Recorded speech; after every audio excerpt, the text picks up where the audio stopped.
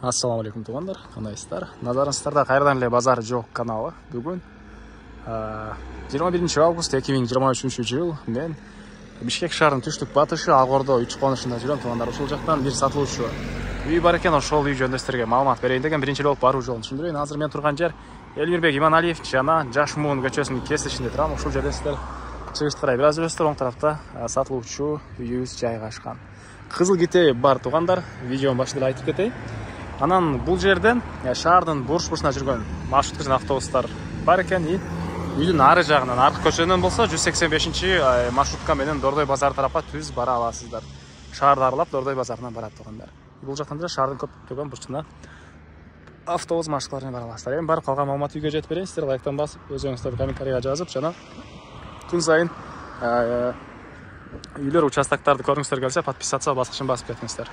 Мынакей туғандар, келүү жолун түшүндүргөнчө бүгүнкү чыгышта сатылуучу үйгө да жетип келип калдым. Бул үйүбүздүн көчө тараптан көрүнүшү дарек Жашмуун көчөсү 15 дарек болуп калат туғандар.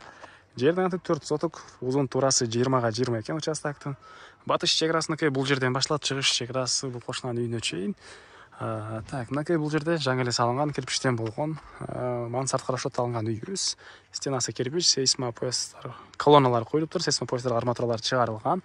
И фундамент туғандар мынакей орто бийиктикте жолдун туғандар мынакей өйдө тарабында жайгашкан участогу. Дагы эмне маалымат? Мынакей бул жердеги могу дарбазанын алдынан көчөдөн туғандар 185 маршрутка жүрөт, ал түз Дордой базарына барат. Бул жактагы чоң Элмирбек Иманалиев көчөсүнөн туғандар маршруткалар шаардын көптөгөн эле бурчуна барат. Туган автобус маршруткалар бар. И дагы эмне маалымат? Мектеп боюнча айтсак, мектепке азыркы учурда Элмирбек Иманалиев менен түз түшүп Ала тоодун мектебине жана Гагарин менен бул жакка карай жүрүп Эмен мектебине Такай бийдеги мектепке башат. Жана ошондой эле бул Ак-Ордо өзүнүн мектебинин жери ажыратылган бул жакта. Ал деле жакындык аралыкта болот деген пландар бар экен. Эми андан ары калган маалыматтарды бир чекеден берип баштайын. Мынакей бул жака чыгыш чек арасы. И андан ары туғандар мынакей алды тарабында дагы навес хозпостройка салганга келген жерлери. Мынакей навес саласындагы хозпостройка саластарына келген ушундай төстөгүс жер. Так. Түштүк чек арасына кем могу жерден казып кагылган.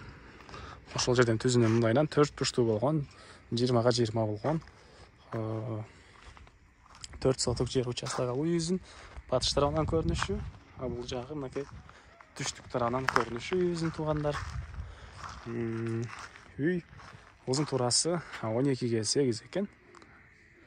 Үй узун туурасы 12ге 8. Азыр эми киргички тарабын сиздерге бир чекеден көргөзөйүн. Электр энергиясы бар, прожекторлор орнотулуптур, жолдор өтө кеңдикте жана суусу бар. И документ боюнча кызыл китеби колунда алсаңыздар, сразу эле көрүп берем дейт. Ийеси мынакей бул үйүбүздүн кире бериши. Кире бериш жана бул жакта кухня же болбосо душ, ванна карашат алынган бөлмөлөр болуш керек. Мынакей оң тарапта да бир мындай чоң бөлмөсү. И бул жерде дагы бир мындай бөлмө жайгашкан туғандар. Мынакей арматуралар өйдө карай чыгарылып, эмеге расчет алынган. Мансардка айта кетчү, бул жак душ эмес туғандар, кечиресиздер. Тепкич экен, тепкичке мансардка чыккан тепкичке расчет алынган жери. Так, дагы эмне маалымат?